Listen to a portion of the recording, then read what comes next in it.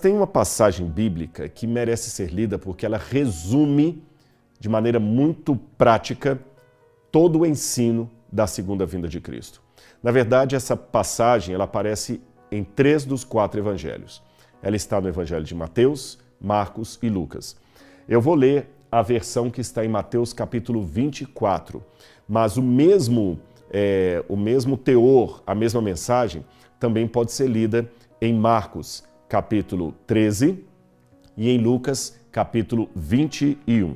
Eu vou ler a versão de Mateus capítulo 24, tá bem? E como eu disse, você pode ler isso também em Marcos 13, do capítulo 1, do versículo 1 em diante, e Lucas 21, do verso 5 em diante. Eu vou ler a versão de Mateus. A sua Bíblia está aí com você? Senão, vou dar um tempinho. Pega a Bíblia. É muito importante, pessoal, vocês anotarem tudo que eu estou falando. Estou dando uma aula para vocês aqui. Anotem. Aliás, eu fiquei tão feliz quando, já aconteceu isso mais de uma vez, eu encontro alunos do Bíblia Comentada que anotam tudo. Agora, na última viagem que a gente fez para Israel, havia uma moça, até de Belo Horizonte lá, ela mostrou a Bíblia dela toda anotada com as passagens do Bíblia Comentada. E sabe o que ela fez? Ela levou uma Polaroid e ela tirava foto dos lugares que eu explicava para colar na Bíblia dela. Essa sensibilidade, esse rigor com que alguns anotam tudo que a gente fala, me deixa tão feliz perante Deus, porque eu estou aqui com essa missão, dada por Deus, levar a Bíblia até você, até o seu lar, até o seu coração. Então vamos lá, Mateus capítulo 24. Eu vou pedir licença a você, porque eu vou ter que ler o capítulo todo, mas não vai ficar cansativo. Eu vou tentar ler, para um pouquinho, faz um comentário, mas é importante essa leitura. Eu preciso dela. Por isso que seria interessante você ter a sua Bíblia e acompanhar comigo e sublinhar as partes importantes. Posso começar a leitura? Mateus capítulo 24. Jesus saiu do templo e, enquanto caminhava, os seus discípulos se aproximaram para lhe mostrar as construções do templo. Ele, porém, lhes disse: Vocês estão vendo todas essas coisas? Em verdade lhes digo que não ficará aqui pedra sobre pedra que não seja derrubada. Imagine Jesus andando com os discípulos no templo, e eles lá admirados: que bonito, Senhor, é como grandioso isso aqui. E Jesus fala o seguinte: aqui não vai ficar pedra sobre pedra. Todo mundo fica assustado, mas ninguém tem coragem de perguntar o que ele quis dizer com aquilo. Eles entenderam a mensagem, mas dizer que o templo vai ser destruído? Imagine você chegando agora, quem é católico, imagina você estar na Basílica de Aparecida do Norte e Jesus fala o seguinte: aqui não vai ficar pedra sobre pedra que não seja derrubada. Qualquer católico vai assustar. Senhor, quer dizer que a Basílica de Aparecida do Norte vai cair? Ou você, por exemplo, que é protestante, imagina a Catedral de Westminster, né?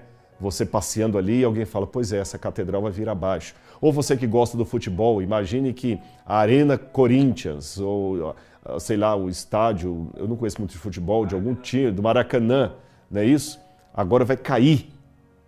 Você fica chocado com isso. Como? Aí a Bíblia continua dizendo que eles tiveram coragem de perguntar a Jesus quando foram para o Monte das Oliveiras. Jesus estava sentado no Monte das Oliveiras. Quando os discípulos se aproximaram dele e, em particular, lhe pediram: diga-nos, quando essas coisas vão acontecer? E que sinal haverá da sua vinda e do fim dos tempos? Eles fizeram 2 perguntas a Jesus. Preste atenção. Quando essas coisas vão acontecer? Que coisas? A destruição do templo que ele tinha acabado de falar. Segunda coisa, o fim do mundo e a volta dele. Então, anote na sua Bíblia esse detalhe aí, porque ele vai ser importante para você entender o resto. Eles fizeram uma pergunta dupla para Jesus. Vou repetir. Eles perguntaram quando iria acontecer a destruição do templo, que ele tinha acabado de falar lá embaixo, e que sinal haveria da volta dele e do fim do mundo. Aí Jesus começa a responder da seguinte maneira: tenham cuidado, verso 4, tenham cuidado para que ninguém os engane. Interessante essa preocupação de Jesus. Cuidado. Quer dizer que o engano ia correr solto. Cuidado. E eu quero atenuar isso para você. Até o que eu falo aqui, por que eu estou insistindo tanto para você ter sua Bíblia e acompanhar? Você podia estar ouvindo, mas primeiro tem um motivo didático. Quando você só ouve, você retém tantos % da aula. Quando você ouve e anota, o grau de retenção é maior. Quando você ouve, anota e acompanha a leitura do que está sendo dito, você alcança muito mais.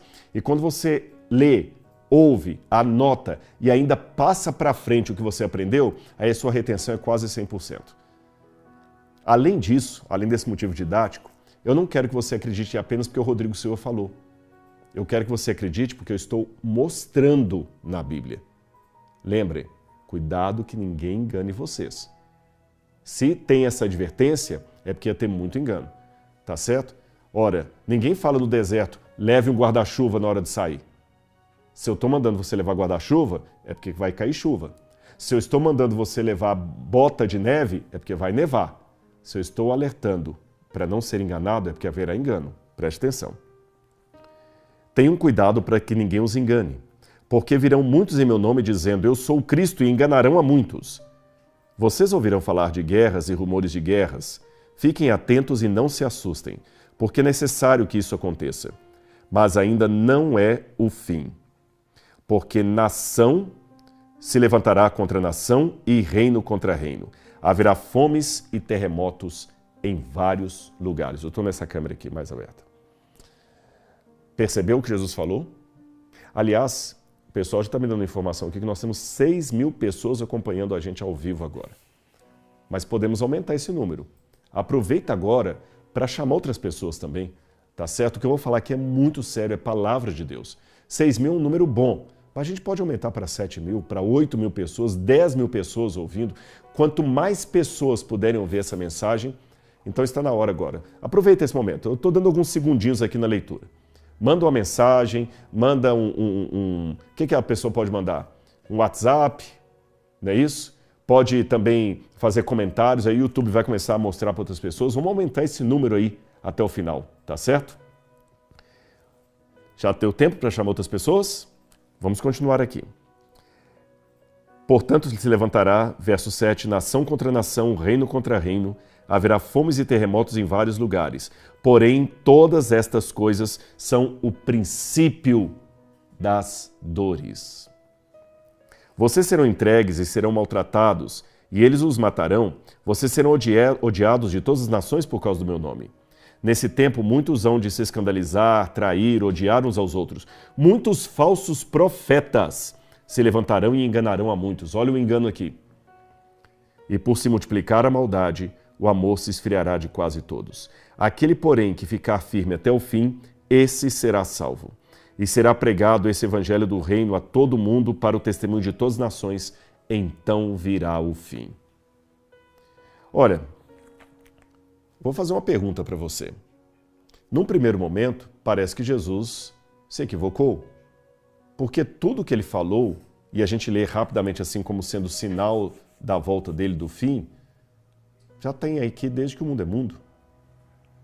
Perguntas mais diretas. Jesus falou de guerra, Jesus falou de fome, Jesus falou de terremoto. Desde quando tem guerra no mundo? Desde que o mundo é mundo. Desde quando há fome no mundo? Desde que o mundo é mundo. Desde quando há terremotos no mundo? Desde que o mundo é mundo. E talvez você possa falar assim, sim, mas é porque hoje tem mais fome do que no passado, mais guerra no passado? Não necessariamente. Na época do Egito teve uma fome que quase matou a população do Egito todinha. Na Segunda Guerra Mundial teve uma guerra de proporções maiores do que a que está acontecendo agora. Fome sempre houve. Como é que essas coisas podem ser sinais seguros do fim? É isso que nós vamos começar a analisar aqui hoje, tá bem? Então a primeira pergunta que alguém pode fazer, porque aliás muitas pessoas, algumas até que são ateias, descrentes, mas são sinceras. Porque a gente já tende a rotular o ateu descrente como sendo uma pessoa de caráter duvidoso. Não. Às vezes ele até queria acreditar, mas ele não consegue. Ele tem uma dúvida honesta. E essa dúvida não foi sanada. Quem sou eu para julgar? Estou tentando lembrar qual foi a poetisa que esses dias eu ouvi um áudio, a Raquel de Queiroz. A Raquel de Queiroz falando assim, ó, eu sou ateia, mas não pense que sou mais feliz do que isso não. Quando minha filhinha morreu, a pior coisa que tem é ser ateia nessa hora, porque você não sabe nem para quem pedir. Eu louvo as pessoas que têm fé e digo, continuem tendo fé, eu não consigo. Então há muitas pessoas que às vezes são ateus, tem gente que realmente critica a Deus, zomba de Deus, blasfema de Deus, e quanto a esses aí, eles estão andando num caminho muito no areia movediça, perigosíssima. Mas há muitas pessoas que são sinceras. E aí a dúvida pode vir. Será que estamos realmente no fim do mundo? Ah, porque está tendo guerra. Sempre teve guerra. Ah, está tendo fome. Sempre teve fome. Está tendo terremotos. Sempre houve terremotos. E já conversei com geólogos que é mito aquele negócio que hoje há mais terremotos do que no passado. Não existe essa estatística. Muitas pessoas já falaram assim, não, hoje tem muito mais terremoto do que no passado. Não. A explicação é que, na verdade, hoje há uma medição de terremotos que não havia no passado. Segundo, como hoje há mais áreas urbanizadas, o terremoto atinge a mais pessoas. Mas isso não significa que a Terra tem mais terremotos hoje do que há 4.000 anos atrás. Então eu lancei a pergunta, como é que nós podemos entender esses sinais do fim? Vamos com calma estudar a Bíblia e você vai compreender aqui comigo, tá bom? Em primeiro lugar, eu deixei uma tela aqui, desculpem que eu acabei não traduzindo, ela está em inglês, mas eu traduzo agora para vocês. Aqui você tem um esquema de como Jesus contou ali aquele sermão do fim dos tempos. Em primeiro lugar, quando nós vamos no capítulo 23, versículo 1, que é um capítulo anterior, nós já temos um contexto maior sobre isso. Eu quero ler isso aqui para vocês. Mateus capítulo 23, versículo 1 diz assim: Então Jesus falou às multidões e aos seus discípulos. Na cadeira de Moisés se assentaram os escribas e fariseus. Façam e observem tudo o que eles disserem a vocês, mas não os imitem em suas obras, porque dizem e não fazem. E aí Jesus começa, em todo o capítulo 23, a proferir uma série de ais contra Jerusalém e contra o povo de Israel. E ele falou da destruição de Jerusalém. Então você tem no capítulo 23, versículo 1, Jesus falando da hipocrisia religiosa do seu tempo. Logo em seguida você tem um prólogo, onde ele apresenta vários ais são oráculos sobre a destruição de Jerusalém. Aí no capítulo 24, versículos 1 a 3, é aquele momento em que Jesus está andando pelo templo, os discípulos admiram as construções e depois perguntam para ele quando é que seria a destruição do templo que ele havia mencionado e que sinal haveria da sua volta e do fim dos tempos. Repito, eles fizeram duas perguntas. Então Jesus vai responder às duas perguntas. A pergunta da destruição de Jerusalém e a pergunta sobre a sua vinda e o fim dos tempos. Duas questões que o mestre responde. Agora a pergunta é como ele responde. Veja bem, ele responde aos pares. Se você olhar o capítulo 24, versículos 4 a 8, ele fala da destruição de Jerusalém. Os versos 9 a 14 falam da sua segunda vinda. Os versos 15 a 20 voltam a falar da destruição de Jerusalém. Os versos 21 a 31 voltam a falar da segunda vinda. Os versos 32 a 35 falam da destruição de Jerusalém. Os versos 36 a 39 falam da sua segunda vinda. E depois no epílogo, que vai do 24:40 ao 25:46, sempre a advertência: fiquem preparados, porque a qualquer momento virá o Senhor. Aí você pode me responder assim: peraí, Rodrigo, deixa eu ver se eu entendi. Então Jesus recebeu duas perguntas, ok? Ok. Quando seria a destruição do Templo de Jerusalém e que sinal haveria da sua vinda e da volta e do fim do mundo? Ok, tudo isso eu entendi. Mas por que ele não respondeu primeiro a uma pergunta e depois de terminar respondeu a outra? Por que ficar nesse ping-pong só para confundir a gente? Calma, não é que Jesus queria confundir a gente. É porque a Bíblia, embora seja a palavra de Deus com princípios atemporais, a Bíblia pertence a todo mundo, em todo tempo, e ela contém uma mensagem de Deus para todas as pessoas, em todos os lugares. A Bíblia vale para mim, que estou no Brasil, vale para quem está morando no Japão, vale para você que está em Angola, vale para quem está nos Estados Unidos, vale para quem está na Rússia, em Israel. A Bíblia é um livro que traz a salvação para todo mundo. Embora isso seja verdade, como material literário, a Bíblia foi escrita numa cultura específica, tá certo? A Bíblia foi escrita dentro de uma cultura, dentro de um ecossistema específico que era a sociedade judaica do primeiro século. Então Jesus tinha que, em primeiro lugar, falar a mensagem de uma maneira que o povo daquela época pudesse entender. Por exemplo, se Jesus vivesse hoje, se Jesus tivesse vivido hoje, Jesus daria sua mensagem em português. E talvez Jesus, em português, falaria coisas que pessoas de outras culturas iriam achar confuso. Quer um exemplo? Se Jesus estivesse aqui no Brasil, alguém acabou de espirrar aqui no estúdio, por exemplo, talvez vocês não ouviram, alguém acabou de espirrar aqui. Quando alguém espirra, por educação, o que é que nós falamos? Saúde. Muito bem. Só que saúde, na Idade Média, era uma maneira que você tinha de abençoar a pessoa, porque acreditava-se que a alma da pessoa saía quando ela espirrava. Então você tinha que falar, Deus te crie para a alma voltar para dentro do corpo. Agora, quando eu falo saúde aqui, saúde, Maurício, para você que espirrou, eu não estou acreditando que a alma do Maurício caiu pela boca ali, não, estou sendo apenas educado. Aí eu pergunto a você, falar saúde hoje é uma regra de etiqueta. Se Jesus viesse hoje, alguém espirrasse, Jesus falaria saúde ou não? Claro que sim. Mas significava que Jesus estava endossando a crença medieval de que a alma sai pela boca? Não, Jesus estaria sendo apenas educado. Se alguém hoje, se Jesus vivesse hoje, ele ia dizer para alguém que estava saindo, vá com Deus. E se ele estivesse indo embora, ele ia dizer, fiquem com Deus. Ao dizer vá com Deus, Jesus não estaria negando a onipresença do Pai. Porque raciocine comigo, se Deus está em toda parte, literalmente, não tem como alguém ir com Deus, porque Deus já está lá e está aqui também. Também não tem como alguém ficar com Deus, fica com Deus. Quando nós dizemos vá com Deus ou fique com Deus, nós não estamos negando a onipresença do Pai. É apenas uma maneira educada de desejar boa sorte, desejar proteção divina na caminhada da pessoa. É que os anjos de Deus te acompanhem. A gente fala, vá com Deus. Percebeu? Mas ao pé da letra, o vá com Deus, parece que Deus vai com a pessoa para um lugar onde ele não está ainda. Então, aparentaria uma contradição. E não é. É apenas uma maneira de se expressar. E Jesus se expressou de acordo com a maneira daquele tempo. Ficou claro para você? Se ficou, comente aí no chat para que o pessoal possa me dar o feedback aqui, tá bom? Se alguma coisa não ficou clara. Agora eu vou ensinar uma outra coisa para você.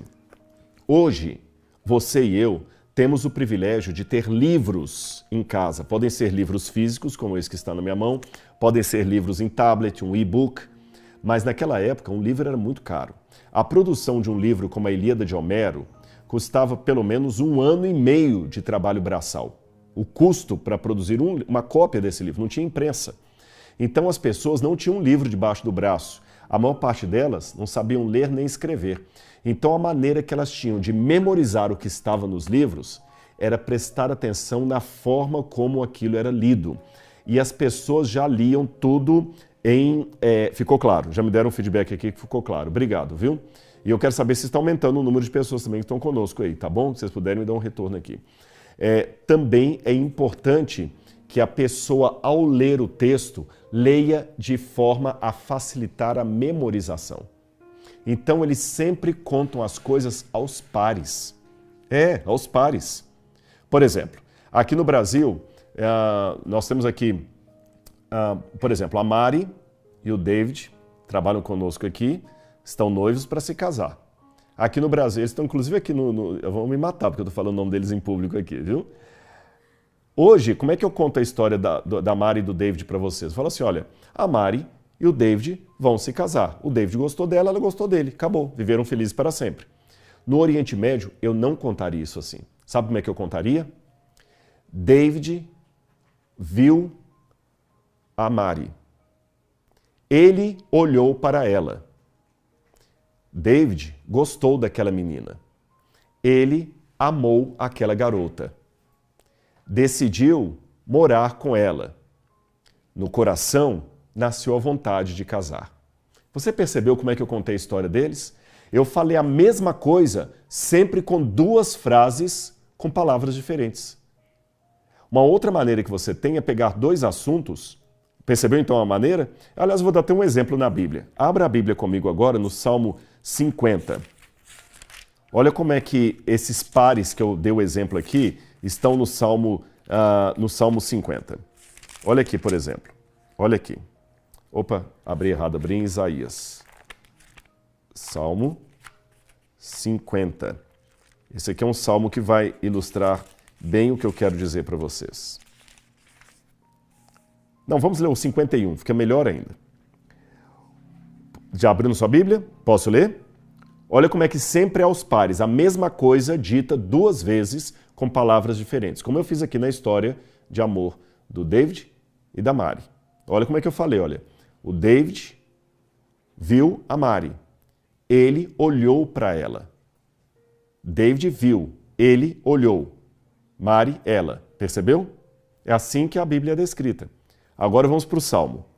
Compadece-te de mim, ó Deus, segundo a tua benignidade. Segundo a multidão das tuas misericórdias, apaga minhas transgressões. Ele falou a mesma coisa, de duas maneiras. Lava-me completamente da minha iniquidade. Purifica-me do meu pecado. Lava-me, purifica. Iniquidade, pecado. Pois eu conheço as minhas transgressões. O meu pecado está sempre diante de mim. Pequei contra ti somente. Fiz o que era mal aos teus olhos. Verso 5. Eu nasci na iniquidade. Em pecado me concebeu a minha mãe. Percebeu essa maneira dupla de falar as coisas? Ficou claro para você? Vários salmos estão nesse formato de paralelos que eu mencionei. Além dessa técnica que era usada para facilitar a memorização, eles também contavam, às vezes, uma história, assim, misturando uma história com outra. Os profetas fizeram muito isso no Antigo Testamento. Então é como se eu contasse uma história, eu interrompo essa história para falar de uma outra paralela, depois eu volto naquela história, depois eu falo na outra paralela. Então imagina como se fossem teclas de piano. Você tem uma tecla branca, preta, branca, preta, branca, preta, tecla, né, para não fazer um troca-letras aqui. Então, da mesma maneira, ele falava de uma coisa, encerrava, suspendia aquele assunto, começava outro. Suspendia, voltava aquele anterior. Isso pode parecer confuso para você, mas era uma maneira que eles tinham no primeiro século de ajudar as pessoas a memorizarem. Então Jesus fez isso no sermão ali do Monte das Oliveiras. Ele falava, num primeiro momento, da destruição de Jerusalém, parava, falava da volta dele. Voltava a falar da destruição de Jerusalém, falava da volta dele. Vocês entenderam? Então, quando você entende isso aqui, você percebe que quando Jesus está falando de algumas coisas que iriam acontecer, ele não está falando necessariamente que aquelas coisas seriam sinal do fim dos tempos. Seriam apenas coisas que aconteceriam ao longo do tempo até que ele viesse. Quer ver? Volta para a sua Bíblia comigo e você vai acompanhar. Mateus capítulo 24. Ele falou primeiro, olha, vamos ler do verso 4. Tenham cuidado para que ninguém os engane, porque virão muitos em meu nome dizendo, eu sou o Cristo, e enganarão a muitos. E como é que esses Cristos iam enganar a muitos? Ele continua. Vocês ouvirão falar de guerras e rumores de guerras. Fiquem atentos e não se assustem, porque é necessário que isso aconteça. Mas ainda não é o fim. Verso 6. Percebeu na sua Bíblia? Percebeu? Virão muitos dizendo, eu sou o Cristo, e enganarão a muitos. Com que discurso? Guerra, guerra, guerra. Vocês vão ouvir falar de guerras e rumores de guerras, mas não se assustem, porque é necessário assim acontecer. Mas ainda não é o fim. Vamos acompanhar tudo isso agora com algumas imagens e vai ficar mais fácil de você entender. Aqui eu tenho uma das pedras da estrutura do Templo de Jerusalém. Está aparecendo para você agora na sua tela cheia, não é? Essa pedra que vocês estão vendo aqui, o meu laser não está funcionando aqui. Bom, estou com problema no laser, mas não tem problema. Vou começar nessa câmera cheia aqui, essa câmera aberta aqui. Estão vendo essa pedra toda aqui? Ela tem mais de 8 metros de comprimento. Mais de 8 metros. E ela é uma pedra inteira que foi colocada aqui sem cimento. Há pedras ainda maiores do que essa, de 13 metros, inteiras, sem emenda. Pedra de calcário. Isso aqui até hoje, quando eu vou para Jerusalém, isso aqui é o que sobrou do templo, porque o resto tudo está em pedras, como Jesus falou que iria acontecer. Até hoje impressiona os grupos que eu levo ali. Agora imagina os discípulos quando viram tudo isso construído lindo, maravilhoso. Faz sentido eles ficarem admirados. O Evangelho de Marcos conta que eles até comentaram: Senhor, que pedras magníficas são essas? Aí Jesus falou: aqui não ficará pedra sobre pedra que não seja derrubada. E o templo mesmo, derrubaram tudo. Ficaram apenas algumas partes do muro de arrimo, quem sabe até para a gente ter uma noção da suntuosidade que era aquilo. Quando Jesus sobe no Monte das Oliveiras, os discípulos fazem então aquela pergunta dupla: quando é que o templo vai ser destruído e que sinal haverá da tua vinda e do fim do mundo? Na verdade, o Evangelho de Lucas, acho que é Marcos ou Lucas, dizem que somente 4 discípulos estavam com Jesus nessa hora. Não os 12, somente 4. Eram eles: Pedro, Tiago, João e André. Tá bom? Pedro, Tiago, João e André. Esses 4. E foi para esses 4 que Jesus falou: olha, cuidado para que ninguém engane vocês. Porque virão muitos em meu nome dizendo: eu sou o Cristo. E eles vão falar: olha as guerras. Não se assustem com as guerras. É necessário que elas aconteçam, mas ainda não é o fim.